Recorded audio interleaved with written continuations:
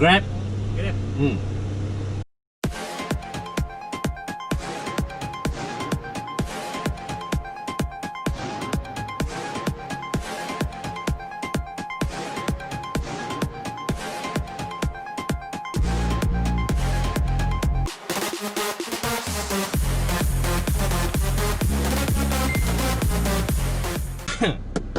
Hi guys, so I am now at Sungai Besi and I've just picked up wait, I'm trying to set the side mirrors first.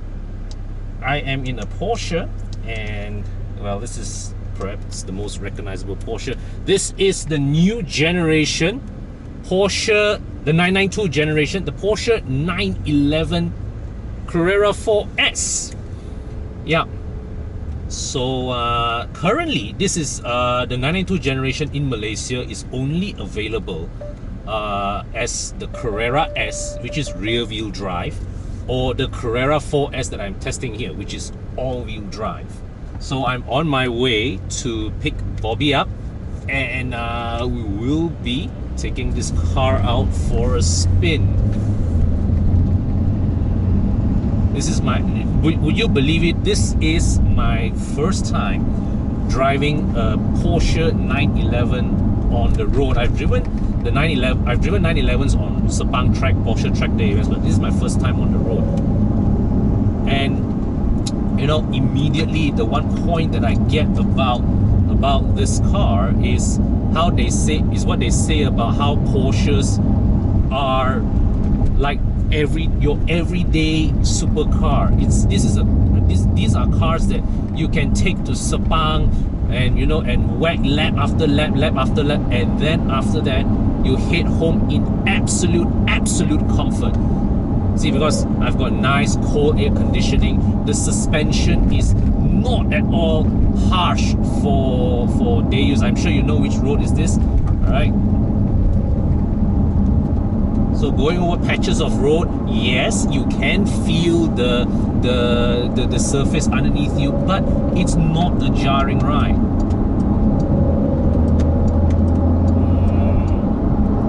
And this may be the entry-level engine, but there is still a healthy dose of pace at its disposal. Okay, so I'm just reaching Bobby's neighborhood. It's about 4 or 5 kilometers from Sungai Besi, and I have to say that you know, there hasn't been a 1 million ringgit plus car that has put me quite so at ease within the first few kilometers of driving as this one has. I mean, it all the overall impression, my overall impression as I drive here, you know, navigating through through Sungai Besi, coming to here Taman Desa, it's been how easy this car is to live with. Okay, so we've got Bobby behind the wheel now, and where's your camera? Yeah. Oh, sorry. Yeah. All right. So whilst he's driving, right? So I just want to run through the cabin. Now I really like this. The overall architecture of this is beautiful. Very nice. It reminds me of the 930 generation, you know, where they have the very vertical dashboard design. But as Bobby also observed, there are a lot of plastics here that, yes, it's high quality, but you get the impression that Porsche is putting all these bits here to tell you, guys, you need to spend a bit more money on our cars, right? Like, so you see the overall quality, the fit and finish, very good. We are traveling over some rough surfaces of road, no squeaks, no rattles, and as you can hear, through our friends, very liberal usage of the throttle pedal left. Either way also can, because we are in the Stadium Shah Alam vicinity already. So we were just driving around, right? The sound coming from the engine, it's a lovely sound, and the response, the throttle response is absolutely fantastic. It's almost like an NA. Yeah. Right? it responds like an NA, but it pushes you like a turbo. Many claim they have a NA response. Yeah. But this is the first time that I drove a turbocharged one in this kind of price point, Yeah, this yeah. kind of level, kind of car, Yeah. that really behaves like one. Yeah. And that sound, my God, it's the kind of, it's not a, there is a zing to that sound, a resonance to that sound, right? That comes into your bones, you know, right? That you really feel it. Mechanical sound. Yes, it's a very mechanical quality to the sound. So now coming back to the design of the cabin, all right?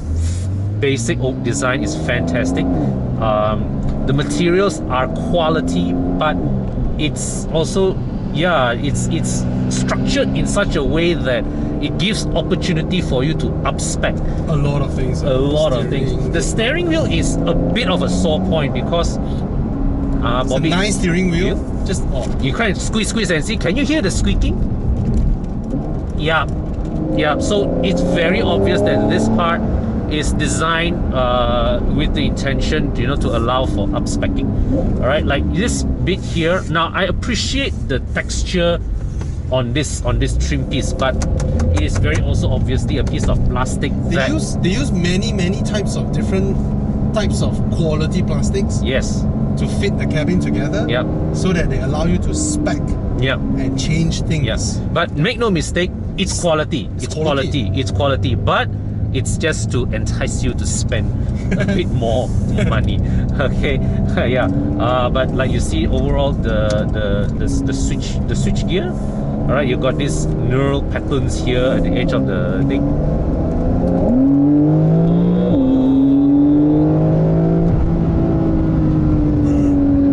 This is the base engine, but the performance is no less savage. This car will get you places in good time. In good time. Our maybe slight criticism will be the screen. This screen is rather busy. The UI. The UI, right? The placement of the screen itself is good, right? Very nicely integrated to the overall design, but it is left. Okay. Yeah. But it is the elements in the screen that, you know, it takes a bit of a learning curve. Yeah. All right. One thing I also like here is that now this gear lever, this electronic shifter here, I think the shape not as ergonomic. It's no longer something where you put your hands on. Yeah. Because we're all driving like that now. Yeah. So it's for you to just fiddle like that. Yeah. But I like this platform design. That floats, right? Yeah, it floats very nice. But I don't know. Do they sell like no mini vacuum cleaners? Because this is just gonna attract dust, man. If you wash your car yourself and you hate dusts and all that, this is a nightmare cabin. I find so many places that will have a lot of breadcrumbs and all that stuff inside. Do not eat in this car. Yeah. It's crazy. It's either that or be sure to have Darren Chang on speed dial. Yeah. There's so many seams and crevices and all that for dust to go in. Yeah. But it's a good looking design. It's a lovely looking design. I can only imagine, right, when you spec up all the nicer materials, right, it will just be absolutely spectacular. Left. Okay. Yeah. Alright. And the instrument cluster, I think it's better that I bring you guys closer. Okay, try turn left here. Try. Alright. So that's the instrument cluster. Suspension is so good. Sorry. No worries. Come in, Captain.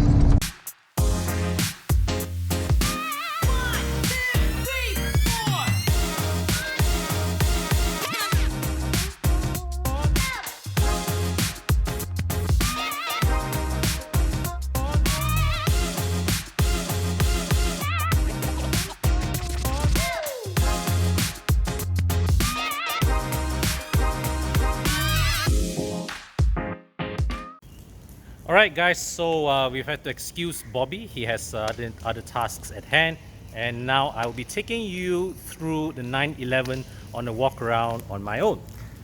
So you can see here from the outside immediately this profile above all else recognizes, immediately identifies this as a Porsche 911. All right, regardless which generation of the Porsche 911 you look at this, you see this shape, you know it's a 911. You see this face, you know it's a 911. You don't need to be a car enthusiast. You don't need to be very knowledgeable in cars to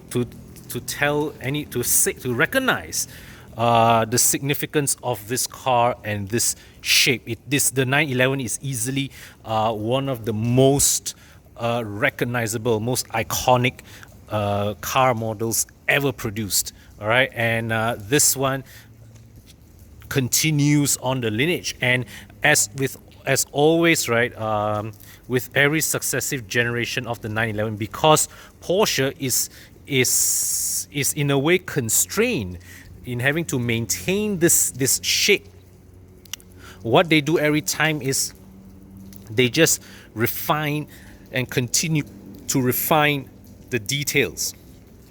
Okay, so yeah, so now one thing one little design detail that brings us back to older generation 911s is how the headlight is now fully contained within this fender panel. So this design cue is something of a throwback to the last air-cooled 911, which is the 993 generation, because when they shifted to the 996, you remember that it was the oddly shaped teardrop headlight, and whereby it is where they had the fender and the bumper meet somewhere along here, and it continued like that. So this is the first time since the 993 that the headlight is fully contained within this fender panel. All right, and as I would show you later on, right, there are many aspects of this car's design that draws upon the 911 heritage, that draws upon that tries to bring us back to past generation 911s. Okay, so even this wheel design, yes, it's a modern wheel, but this is this simple 5-spoke design, two-tone, with silver on black. This is also a very classic 911 rim design. Okay, now we come here to the door handles. Let me show you something about the door handles. So right now, I'm having the color-coded key fob with me. All right, and what's noteworthy about this door handle is that you see this depression here. This door has keyless entry, and as I put my hand here, right, it senses the presence of my hand. The door handle pops up. So it's a lift type door handle, but as I pull this, the mechanism feels pretty solid, amazingly solid, and opens the door. All right, we'll jump into the interior later. And now we come to the back. Now, once again, this this grille here is reminiscent of the old air-cooled Porsches, whereby this whole area here is the air intake, and also to suck in air to cool the engine. Now, I can't show you the engine. Why? Because when this thing pops up, it only shows you a cover, nothing else. Everything else is buried inside, which presumably you need to have tools, service center tools to open and access. Now this panel here, this is a retractable spoiler. All right, and I'll show you the operation of that later on. Now you can see here the tail lights. Now the tail end is where Porsche didn't. This tail end fascia is where Porsche didn't really try to draw much inspiration from predecessor models, because this tail lamp treatment, where the single unit tail lamp, this is a modern Porsche design cue. Okay, and you can see there, down there, the lower bumper diffuser treatment is there. All right, and together is this, right? So you can see here, this is a functional vent whereby if I go all the way in, this is either to let air out. This is, I presume, to let air out from the engine bay. Okay, so let me just come here, open the door, and yeah, so you can see here, this opens the access to well, you can see here the engine. These two fans are here to draw air into the engine bay rather than to blow air out. Okay, obviously I believe for cooling purposes as well as perhaps for air intake purposes as well. All right, so you close this, and I also like how they neatly integrate the third brake light into this vent design. Very neat. Now we will go to the front, all right, and check out the cargo bay. Now, okay, so now because this area still needs to house the steering gear, it still needs to house the I believe the brake master pump and servo pump. You cannot go, the full area cannot be used for luggage space. But what they've done here is that they made it deep, so you can still swallow a fair amount of items. Let me just bring this down. Okay, so we will come inside.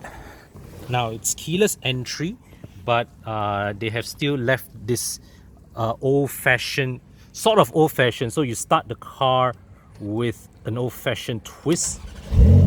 It's a switch, but you know, it gives you the bit of a sense of occasion to twist it. Now let me just see if I can find. Now this is the sunroof opening. So this particular unit here has a sunroof. All right, and so here on the touchscreen I can deploy the spoiler, and let me just show you the deployment of the rear spoiler.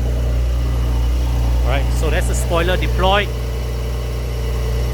Okay, and even at idle,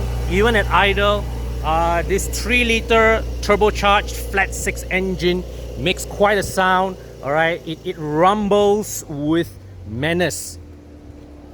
Okay, so what I like about this cabin here, okay, this cabin design is also very reminiscent of, it also carries on the heritage of past generation 911s. So in terms of from an architectural standpoint, the basic architectural standpoint, it really pays tribute to its heritage. All right, now it's a very vertical design. That is a trademark 911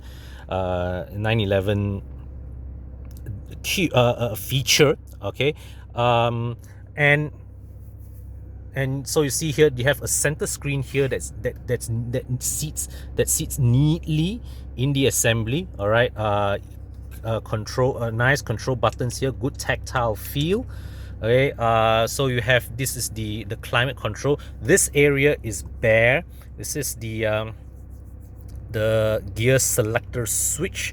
A bit nice to look at, but not really, rather weird shape to hold in my opinion. But I do like this treatment, this execution here, where they sort of mount the gear lever on a floating platform.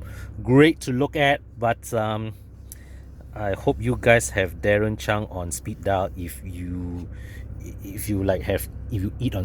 eat or anything inside the car, because this is an area that would really trap a lot of dirt and dust. So here you have a simple cup holder here, and here also well, it's a very shallow box, but I believe this tray here is where you can option a wireless charger, but that's not included in this car. Now the build quality of this cabin is typical of Porsche standards, very solid. Okay, no squeaks and rattles as we drove this car over bad surfaces. And this instrument cluster, a very modern treatment of a classic Porsche layout. Okay, you have a center tachometer that is pure analog, and let me just bring you closer to look at that needle. It's just such a lovely needle to look at. Okay, and you have a screen flanking the tachometer. So here we have the speedometer, clock, temperature readout. Here we have the drive mode screen, and as well as the temperature gauge and fuel gauge and range display. But of course, all these can be you can vary that, you can adjust the display as per your as per your preference. So like now I press here, we are going down, we are going to you can cycle through what you want shown here. So so maybe I will show this. Okay, this display shows the front rear torque distribution. All right, and here yep, so I like the architecture of this. I like how it successfully reinterprets a classic 911 design for a modern appearance and modern audience. But one thing you can also see upon closer inspection is that how certain materials were deliberately spec'd to what's the best choice of word I would use? Encourage upgrading. So you see here, this piece here is plastic, but it is a textured plastic. Okay, so in a way, when you touch it, there is texture, but you know it's plastic. You know, in a higher grade, they will give you the option to spec in a carbon fiber trim or something of that like. Okay, and you can see here in the door card. Let me just open this door back. So here, this door card, so you see here, this is stitching, this is stitch leather, but when you knock it, directly behind that leather is plastic. Okay, and yeah, so all this is leather wrapped plastic. Looks good. Okay, nice to just brush your fingers across, but when you knock, you know that there's something hard behind it. And that's not necessarily a bad thing, because the plastics here feel of great quality, but it's just not plush. Okay, it's just not plush. All right, let me just come out again and show you. Let me just head out again and show you the back. So pull this. Okay, I'm just gonna step in.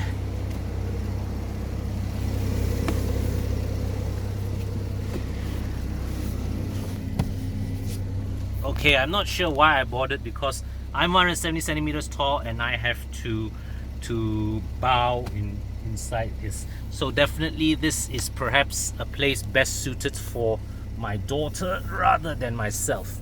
But still, you can see here, this is useful. Okay, at the back of the seat there's a hook here for you to hang things. Very clever position to put a hook, I would say.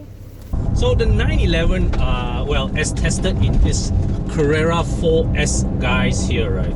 This is to me a very complete, very accomplished kind of sports car, where it has superb track capability. Of course, this being a Porsche, you have the street cred already, right? You turn up with one of these anywhere. It gives good signals about you, all right, and it shows that you have made it in life. Okay, and at the same time, it is a very capable day-to-day car. Now, see, the thing is this: making a fast car, all right, it's not difficult, because all you have to do is just to make the engine as fast, as powerful as you can. All right, you probably need a good chassis engineer to fine-tune the suspension, the handling, the dynamics, right? And you make everything else as light as possible. But when you want to ally that with day-to-day usability, that is where the biggest challenge comes in, and that is where successive generations of the 911, regardless of model variant you're looking at, do so well. But of course, pricing wise, things it has shot up quite a bit, right?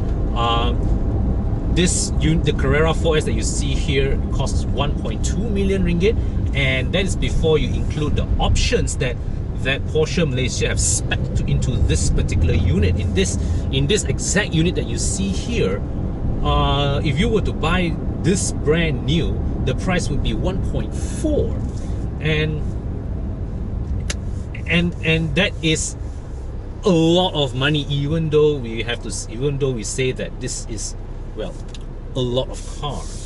You know, in terms of an all-round sports car, all-round performance car, there really, I would think there is just no better all-rounder than a 911 here. All right, and coming back to what I observed right from the start of this is a car with great amount of performance. Yes, 450 horsepower this day and age doesn't sound much to you, because you can't, because in some parts of the world you can buy a BMW 5 Series or Mercedes E-Class with the same amount of power, but I mean, it is still a rapid car, right? It is at one hand rapid, yet at the same time utterly, entirely undemanding, unintimidating to drive.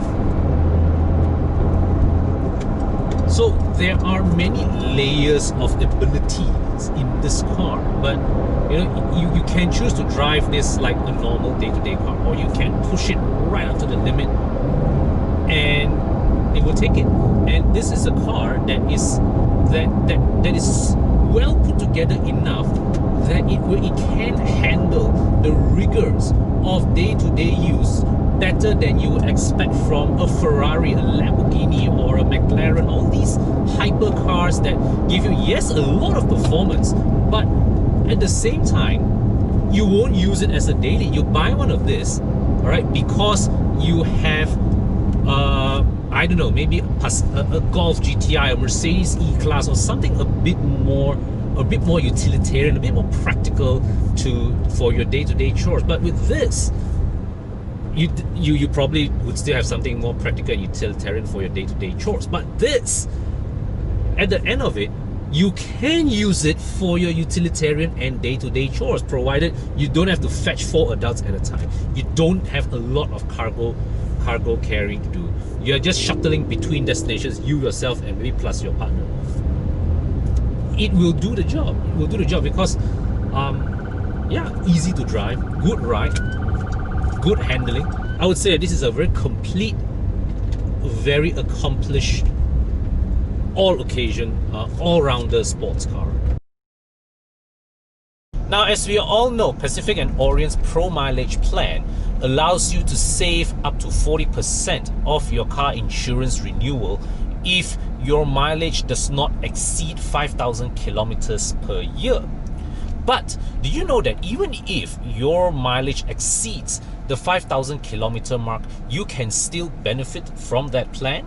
Now, this is because P&O allows you to top up to the next coverage level without needing to incur any extra charges. So you can think of this as something of an interest-free installment plan for your car insurance. Just pay as you drive. So take me for example, the amount I save from insuring the S-Max with Pro Mileage freed up extra cash flow for me to repaint the wajah. Log on to poitoyou.com or call the number on your screen now to find out how much you can save off your next car insurance renewal.